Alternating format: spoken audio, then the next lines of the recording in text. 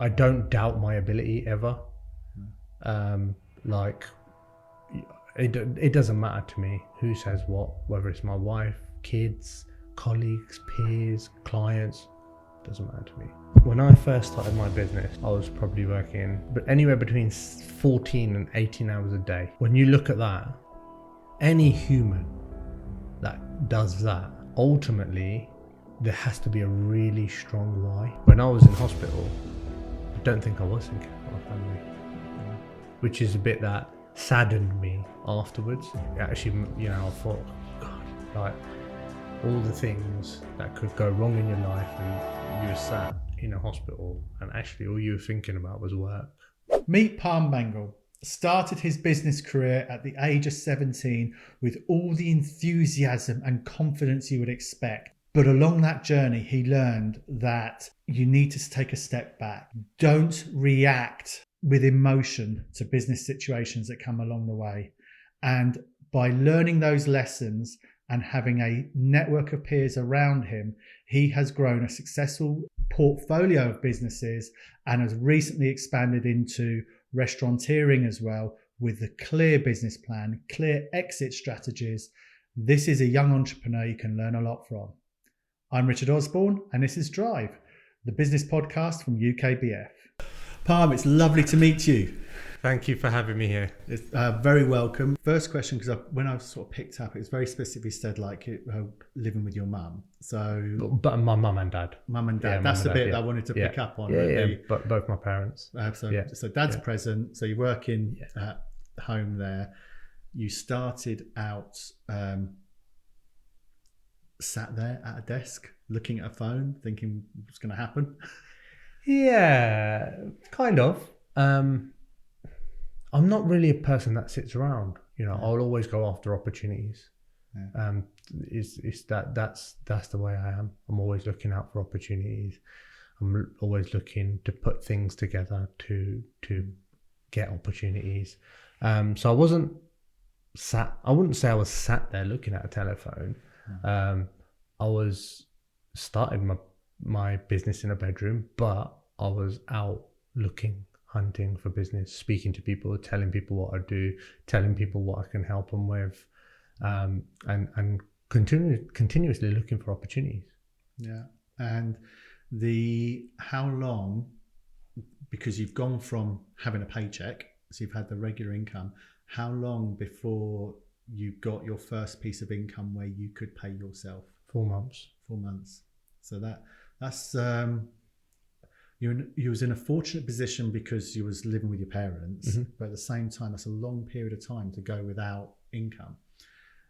How do you keep yourself going during that time to make sure you're confident you've made the right decision?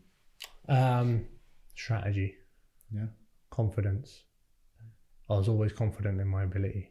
Yeah. That I don't doubt my ability ever. Yeah.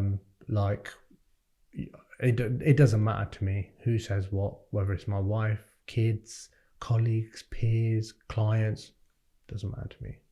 I'm confident in my ability to be able to deliver on something, and I don't care who you are. That you ain't taking that out of me. So what, for me, I knew, like, if I keep going with this, I will get clients. This will be successful. And I'm very confident. And I think actually at the beginning, it was cocky confidence. Now, later on down the line in business, I think I've tried to drop the cockiness out of it and just be confident, but quietly. Yeah. Just know that actually, I know I'm able to handle this. I know my ability. I know I'm confident enough to deliver on the next 5-year strategy, even though people might look in and go, guy's crazy. Listening to you, as you were saying, confidence, there is a danger in, as you use the term cocky confidence. So I was thinking overconfidence. Yeah. There's a balance, and asking a question in a certain way, how do you manage that? And I'm asking it in a way that, because it could be taken that you could be overconfident, or you could be managing that balance well. So it's a very open question, but how do you manage it then? I think it's knowing your abilities. I know what I'm good at and I know what I'm not good at. Yeah. And just because I'm not good at it doesn't mean I can't do it. I'm just not good at it. I know that other people need that skill. So I think my confidence comes from my ability to know that if I know I'm not good at something, I'll step back and go, it's not my bag. I can handle it, but actually we need some experts in the room. Like we need someone else to do with this. So you have to you kind of have to outgrow yourself, like, and be able to go, I'm good, but I'm not that good. And you have to accept the fact that other people have skill sets that are better than yours in certain areas. I might be a business owner, but it doesn't mean that I'm an expert in every single part of the business.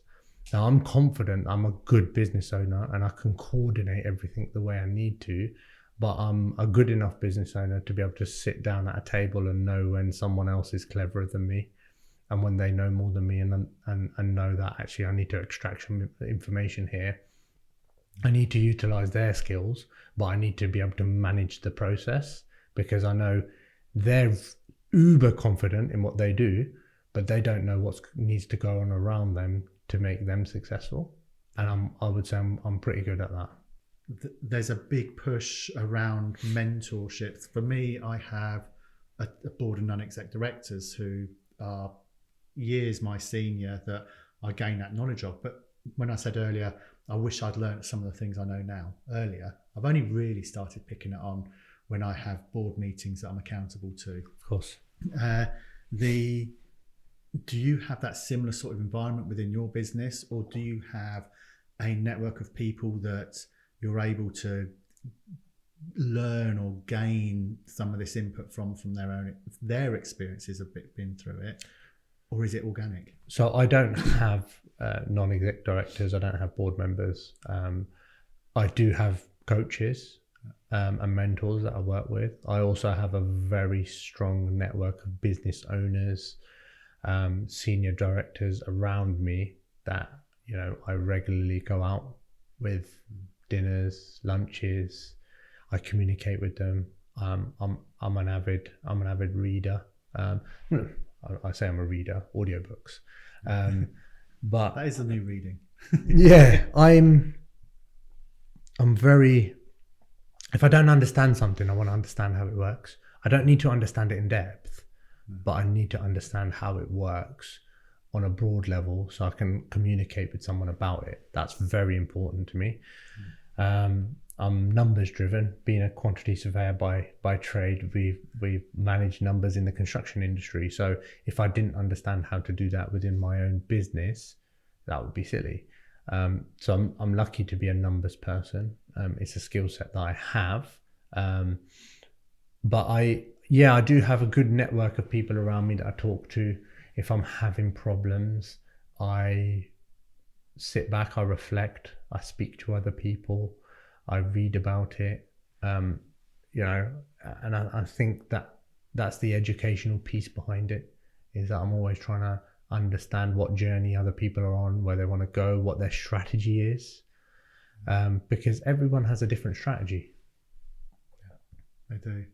And speaking and on strategy, I've taken an interpretation from this, in that you come into a QS, quantity surveying, with a element of youth to yourself that can lead to innovation, because you've got the traditional QS part, which you picture the sort of pinstripe suits and the clipboards and the paper and the calculators, things like that. And then you've taken an online platform, which I'm not going to show my wife because she'll be all over there. I want a quote for this piece of land and that piece of land. But you've literally taken something and launched an online platform for people in seeking private builders, commercial builders, to literally build up and get estimates and quotes for builds and things from there, which I thought that's pretty innovative from that side. And I wonder whether, if you was being mentored by people in your industry, who'd been in your industry for years, whether you would have launched that. I have got people in my industry that I've been coached and mentored from. You know, I've got people around me that have been in the industry for 40 plus years. And you know, they're experts in the industry for longer than I've been born and alive. But ultimately, just because you go and get advice from someone doesn't mean you have to take all the advice. It's all about cherry picking the bits that you need that fit in with the strategy that you have. Like I said, I'm very big on strategy. I'm very big on strategy. We do strategy every single year. Christmas, you know, our December is spent strategizing the next year. We have 3, 5, 10-year strategies and business plans. So I might go and speak to someone, and I might have a 2-hour lunch with them, talk to them about lots and lots of things. I might only take one little snip out of that actually fits in the strategy. I have a saying, and me and my wife always say it: just stay in your own lane. I'm not about what everyone else is doing. Yes, we do market research and we look at what everyone else is doing, but I'm not bothered. This is our strategy. We're going to go at this strategy. We know our business. We understand our business. And if I have to cherry pick bits off to bring it into my lane, that's fine. But I'm not moving out of my lane to go into someone else's lane just because they feel as if their lane is the right lane. I think a lot of people nowadays go, oh, they seem to be doing really well. Let's do that as well. They seem to be, you know, he bought a new Bentley and he's got a dry cleaning business. So I'm going to have a dry cleaning business. Not interested. You know, I will go to him and speak to him about his dry cleaning business and understand why it's so successful, and then cherry pick them bits to put them into my business, rather than just trying to do everything and be everything to everyone. I think it's really important to cherry pick them bits of information you need and bring them into your strategy rather than keep changing your strategy. How do you pick and choose the relevant parts that are not just affirmation of a decision that you may subconsciously have already made? So within that, there's a danger of just wanting people to confirm that what you're saying is right, as opposed to sometimes the right advice may be what you not want to hear. So how do you pick and choose what isn't an affirmation? This is really good question, because for many years I used to listen but not listen. So I used to be sat there like, I know what the answer is, I just want you to confirm what I know what the answer is.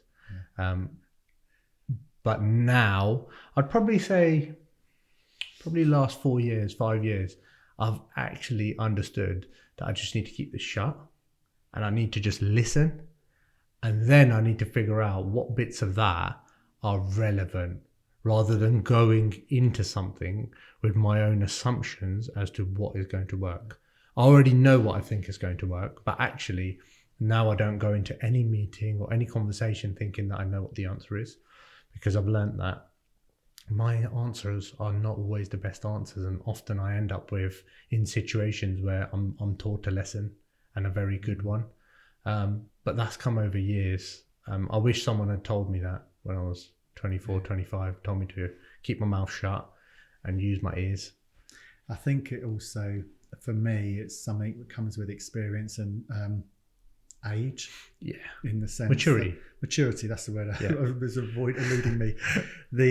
Because going back to taking things personally, if I look back at my younger years, I was afraid of being wrong. Now, if I'm in a room of people and I turn and say, right, I'm thinking of doing this, you know, there would be a bunch of people who go, that's a great idea. And not in a negative way, but I kind of dismiss that. Mm-hmm. Because if they're already telling me I'm just like, yeah, Richard, that's a great idea. It's like, brilliant. Okay, great. There's nothing you can tell me for me to learn from. But then the other bunch of people that are going, ain't going to work. Why not? Oh, that's a really crap idea. Why is that? And 100%. I get an energy out of the negativity, dare I say it? But the people who are turning around saying, that's not right, that's not right, that's not right, they're the ones that are giving you all that pieces of information that if in your mind you can turn around and go, yeah, actually, okay, I might need to address that, or I might need to address that. That's where you build your foundations from. I absolutely agree. I think sometimes the worst meetings are the ones that you go into where you think you know what the answer is, and everyone goes, "Yeah, that's the answer." And I walk out of the meetings and I'm like, I was hoping to make that better, and we actually got nothing out of that. So yeah, I think it's very much about the people that where you make mistakes and where people challenge you and people question you. They're the sort of people that I try and keep around me. I'm very lucky. Myself and Karen, my wife, we're very different people. And a lot of the time she's my sounding board. She's like, I'm like, I want to do this, I want to do it. Like, so I'm like, reach for the stars, and she's like, that's wild. Like, are you sure? And she's like, maybe bring it down a peg. And I'm like, no, this is where we're going to. And she sometimes brings me back down to earth, which I need. And she's my sounding board a lot of the time. And I have a few people, I'm lucky to have a few people that are my sounding boards. Now, you have to be very careful with that, because your sounding boards have to be people that understand the scenario, the situation, the environment, the people. You know, that I love my parents to bits, but would I ever speak to them about business? Never.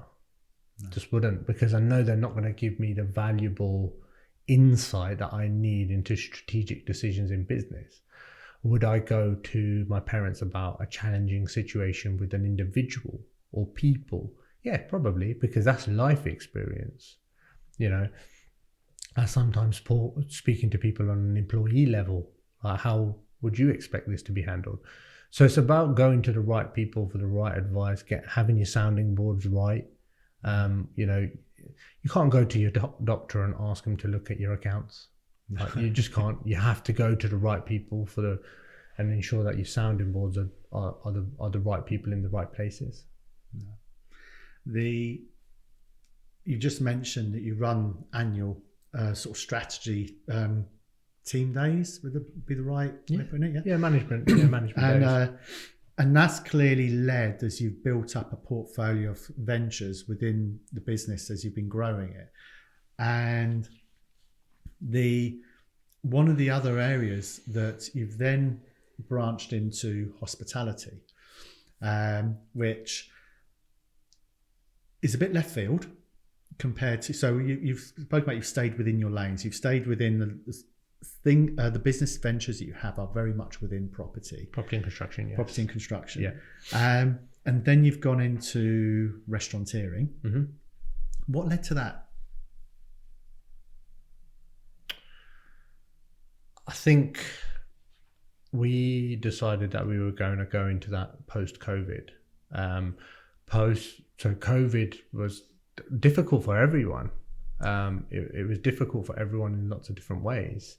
And I think at the point that I made the decision to go into food and beverage, so F&B brands, was when I realized that actually I'm in one industry and I'm not sure whether, you know, if something was to go wrong in this industry, what diversification have I got to enable me to grow and ensure that I'm spread a little bit more than I am now. And the second bit of that is strategy, because our business strategy for Wing Kings, which is our F&B brand, is entirely different to our construction and property background. You know, my property portfolio and my property business is all about buy, hold, pay down, pension. My construction businesses, they are effectively, I wouldn't say lifestyle businesses, but strategy businesses that we will continue to grow and build forward. My F&B brand is all about we don't take anything out of it. We put everything back into it. We reinvest in order to build a business that we can ultimately create into a global brand that effectively we will sell to another business when we reach the goals that we want to reach.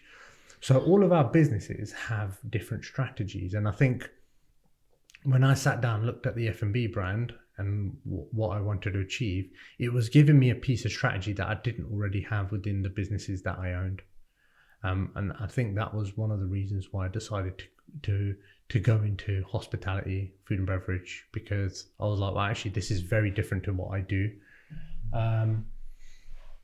It's been a massive learning, and I've taken bits out of that business to bring them into my other businesses. But I would still say I'm very much in my lane. I'm just in a different market now. You know, I'm very much in a different market. I know what value I can bring to businesses, especially growing businesses. I know what value I bring to any growing business, any startup business, because I've experienced that. I want to now gain experience at the other end, which is mergers, acquisitions, sale, and doing bits and bobs like that. So I think it just fitted in nicely at the time with the strategy that I was looking to kind of take on. I get bought opportunities for businesses to buy, to merge with, to invest in. I would probably say every fortnight I've got something different that lands on my desk. But 95% of opportunities I'll never take because they just don't fit in with what I want to do. It's very refreshing to hear, and I'd like to ask how that evolved. You're very clear as to what the end goal is for each venture that you're involved in. Mm-hmm. So when we talk about your most recent venture, so Winkings, I completely get that. Go back more than 25 years ago. I worked on the fringes of construction within the food and beverage, the hospitality areas, the bar and servery, the kitchen areas, things like that. I worked on designing those and then getting involved in project management for that. So it's an industry which I've got a bit of affinity for. And I completely get that because I understand how the large restaurant chains operate in their acquisition strategies and growth strategies. And your strategy for that is very closely aligned with how they operate, which I find refreshing listening to, because this is a very complimentary, and that's of somebody who's a relatively young age has that nailed. That you get it and you have that. Rolling back to when you first started, I can't imagine. So I presume your motivation and drive for starting your business at that point wasn't so finely tuned as I'm going to do this and this is my exit, this is my end goal for it. So at what point do you develop that and realize, and what was the trigger? What happened for you to sit there and think, this is where, to a point where you have that knowledge, where we're going to do Winkings, this is how we're going to do it, this is what our strategy is going to be, and this is how we exit that industry at a set point in time when we achieve this, that, and the other? When I first started my business, I was probably working 16, but anywhere between 14 and 18 hours a day, pretty much 7 days a week. Now, when you look at that and you look at any human that does that, ultimately there has to be a really strong why. Otherwise you just end up losing the will to live, because you're like, every day, same thing, grafting, hard work. Where's the end to this? Where is the end to this? And I've probably done this for 5-6 years with just churning constantly, targets. There's no end. And I had a health scare, and after that health scare, I was like, no, this ain't right. Like, something I get. I'm a hard worker. I get I can do 14, 16, 18 hour days. I've done longer than that. I've done 36 hours no sleep. I've done that, but actually, it's not sustainable. What's the goal here? What's the exit here? Because you can't just do this for 30 years, 40 years, 50 years. You just can't carry on like this. So at that point is the point at which I sat back and I was like, we need a strategy. The why needs to be stronger. Why are we actually doing this? Where are we trying to get to? And what is the plan? So, prior to that, my business strategy and planning was 12 months, 2 years, 3 years. And then I realized that actually this needs to be a 5-year and a 10-year, and there has to be something at the end of it, because you now ask me to get out of bed on a Monday morning and work 80, 90, 100 hours in that week. I'll do it. It doesn't matter to me. I'll do it simply because I know where I want to be in 10 years. And if that 100-hour week is going to get me to 10 years, to where I mentally see it and visually see that in 10 years time, it's good with me. Don't mind. So yeah, it took a bit of learning, but there's only so long you can burn the candle at both ends, and that's exactly what I was doing. The health scares are an unfortunate event that do help focus the mind. 100%.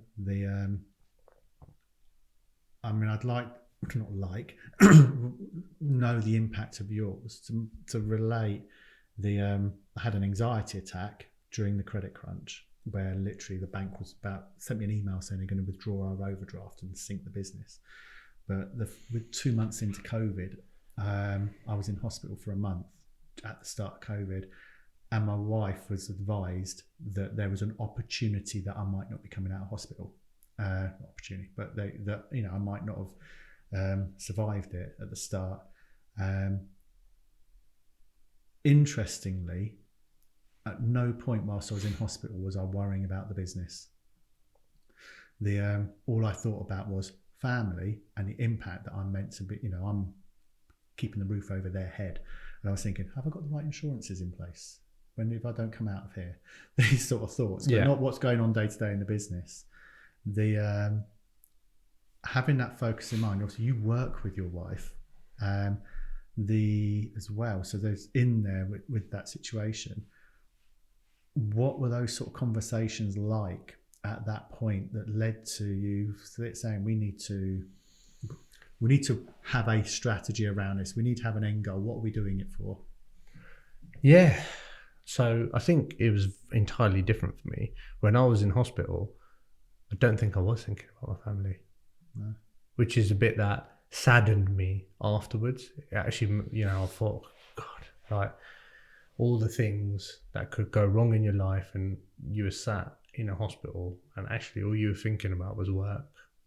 I was disappointed in myself at that point. Really disappointed, because everyone always says there's more to life than work and your business, and there is, absolutely. I've got 2 young kids. There is more to life than that. And I think going through that experience made me realize that it's not just about work all the time. And sometimes I need them reality checks, because I'm so deep focused. I'm so I go so deep into things that I lose track. People have to pull me in and go, you've been doing that for 2 hours. I'm that type of person. I'm just a deep focused person. I think after that, my wife, so Karen, was just like, do we need this? Do we need any of this? And I was like, yeah. She was like, no. Do our daughters need any of this? And I was like, yeah, they do. And she was like, did you have any of this? And I was like, no, I didn't. And she was like, how was your childhood? I was like, it was good.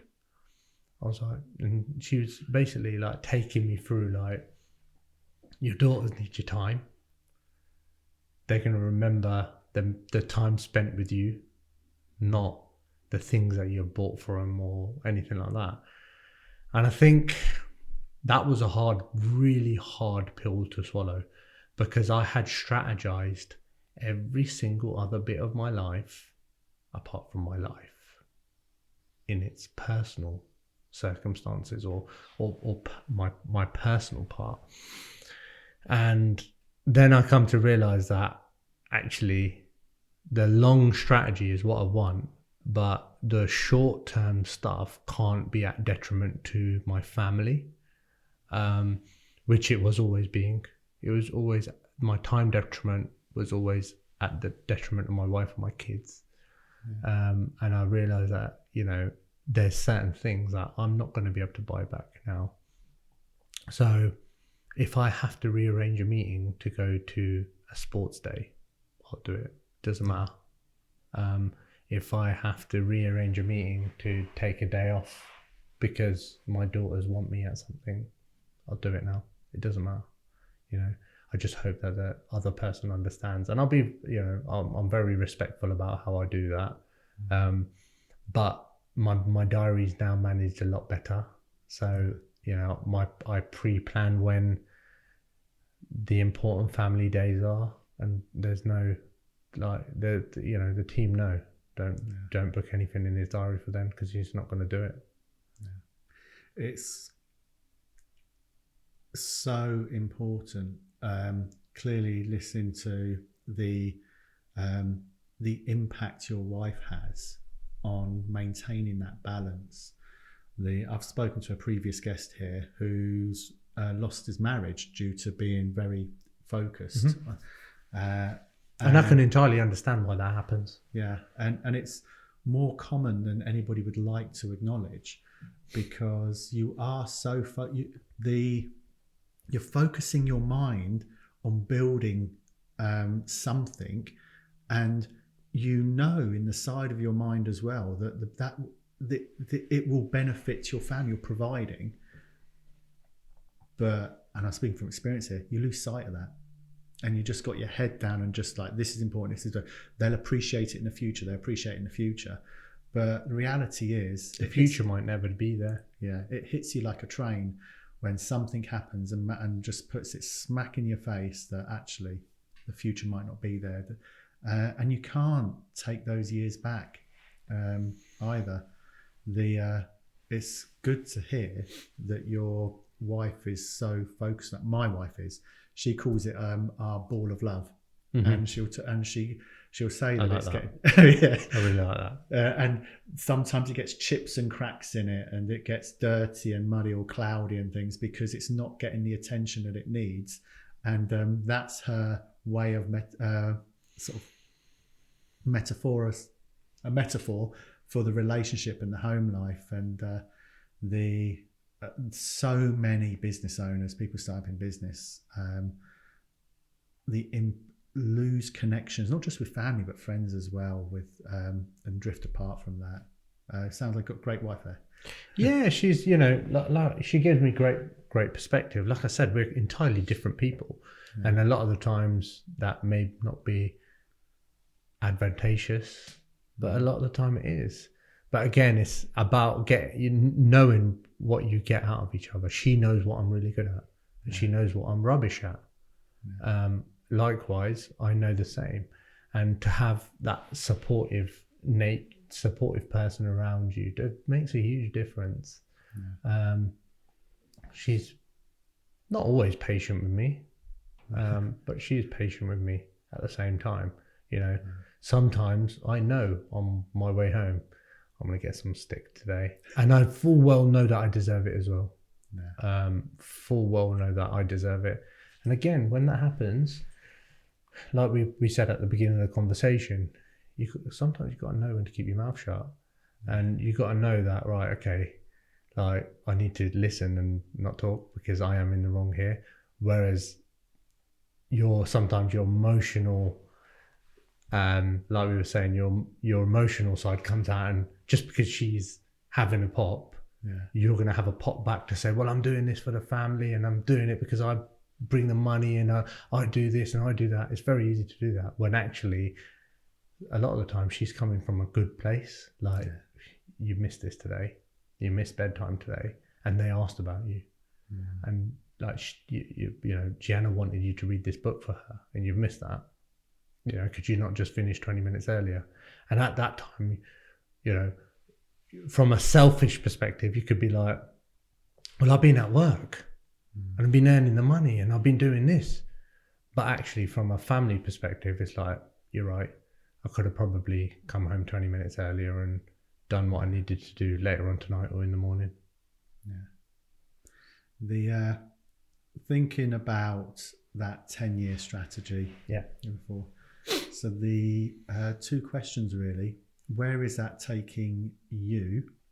And what is the why that makes because the why will evolve, but what is it now that makes it strong enough for you to do those long hours and keep pushing on? I think the why for me is always my family, and wanting more for them and wanting better for them. That's my biggest why is my family. But in terms of strategy and where I see an exit, actually I like to help people evolve and get better and grow and progress and do better in their careers. I really enjoy that. And I don't know whether that's because I've come from an apprenticeship background and that's kind of the route I was taken on. But I think, like, you know, I could probably sit back and have a nice, comfortable life and just not grow any business I have, and we'd live a nice life. But I do it because I know that I can build opportunities for other people to give them a fantastic life as well. It's not just about me, Karen, and the kids and my family anymore. It's about some of my management team and my employees and their life standards and the opportunities I would like them to have. And, you know, it's legacy as well. You know, you can have the money, but that's not a legacy. You know, I will always remember Ian. Ian is the guy that gave me my apprenticeship. You probably could talk to me about him when I'm 60 years old, and I will never forget him, because ultimately he set me into the industry, and I'm not having the life I have because of him, but he gave me an opportunity into an industry, and then I've grown in that industry. And I want to be that for other people. I want people to go, Parm gave us the foot into that industry, and he helped us on the way. He mentored us. You know, ultimately within my businesses, I always see all my team as same as I see my children. Try and nurture them, try and get them better. That's my why. I come into work. So I had it last week. Katie, my operations manager, we had our video production team in, and she came up to my office, and I was like, Katie, have you done the script? And she was like, yeah, I've finished it. I've done it downstairs. But they said I was robotic. And I was like, what do you mean? And she was like, I don't think the video guys liked the video because they said I was robotic. I was like, all right, sit in my chair and read it to me exactly how you've done downstairs. And she was like, I'm not doing that, I'm embarrassed. I was like, listen, you know how much I charge for coaching? You're about to get a free coaching session, so just like, let's do it. And she was like, cool, okay. And she read it and I was all right, this isn't robotic. You just haven't learned pitching and toning, and you don't know when to put your stops in. You don't, this sort of stuff. So what we're going to do is we're going to rewrite your skip, your script, and we're going to put your script in capital letters where you need to high pitch. Everything else can be normal. I'm going to put 3 dots where you know you need to stop and just have a breather. Yeah? And I want you to go again. And she went again. And I was like, that was much better. And I was like, go back downstairs, tell them you want to re-record that video and do it in that way. And she done that, and she come up and she was like, that was brilliant. Even they said that was brilliant. And I was like, so you're not robotic then? You just didn't understand how to do it properly. And I went home that night and I thought, actually, I've spent like maybe half an hour with her and I taught her something, whereas she would have gone home and thought, I'm robotic, I'm rubbish at video, I can't do video. But instead, I wanted to turn that around for her because I know she wasn't rubbish at video. Most people are not. They just haven't been educated on how to do it properly. And I think that's my why now, is like, well, You can come to me and tell me that you can't do it. And what I'd like to do is sit down and understand why you think you can't do it and actually try and help you turn that around. No, I love that. And resonate with so much of that. It's really, it's an evolution of a leader in ways you just want to see other people succeed around you. It's when you're building your business up at the very beginning, you've got what you need to do. You need to achieve what you need, but as you evolve, it becomes less about yourself and what you need, and actually what those around you. It's not about me. It's not about me at all anymore. Yeah, it's never about me. I'm sat here with you. Yeah. I've got 7 businesses that I still have to operate in the background while I'm sat doing whatever I'm doing. So, you come to a certain size in business that it's not about you. No. You're just there to head the operations. My job is to ensure that the business operates in the way it needs to operate and put the right people in the right places and take them on a journey to help them get better. And hopefully one day I will have, and I have a fantastic management team, but one day, I say this to some of my top managers. I was like, one day I hope that we can sit on a yacht in Dubai and we can clink a glass and go, you know what, we made it. We've done it. Yeah. We've done everything we needed to do and we got the exit that we wanted. That's the why. Us, all of our families, and that's what it's all about. And know that it wasn't easy. We went on the journey together. We made each other better because a lot of the time they're making me better as well. Yeah. They're questioning me because something ain't going right and I'm having to help them with a solution, or they're helping me with a solution. But ultimately I want to get to the end and I don't want to be on that yacht by myself. No, I want to be with people that I've been on a real hard journey with, ups and downs, because it's going to be like that, and smile and laugh because we've done it together and we've all made what we needed to make an exit and we're all happy. Last question for you. We've spoken throughout this conversation of a number of times of learning experiences and things that have made a difference in the way that you run your businesses or the way that you approach things. If you was to cherry pick 3 top pieces of advice that you could give your younger self back when you're sort of 17, 18 and just starting on this journey, what would those pieces of advice be? First one is be prepared to work hard. Yeah. There's no, if you want to set up a business and you're not prepared to work hard, it's not going to be successful. So hard work is my first piece of advice, is be prepared for that and make sure you know that you're going to have to do it. There's no way around that. Number 2 is about listening and communication. Yeah. Listen to the right people, understand who the right people are, have the right people around you, because like I said, for many years I wasn't listening. I was a bit of a know-it-all, and I probably would have been way further ahead of where I am now if I had gone back 3 years prior to that and listened a bit earlier. So listening is my number 2. I could probably reel 10, but number 3, I think it would be having a game plan, is strategy. Knowing, having a proper strategy, not just because the problem is if you don't have a strategy, it's open-ended, and open-ended things are never really that good because you actually don't know where you're going and there's no destination. You have to have a destination and you have to be fixated on that destination, because when that low time comes, that dark time comes, to be able to crawl out of that, you got to know where you're headed. Otherwise, you're never going to be able to get out of that.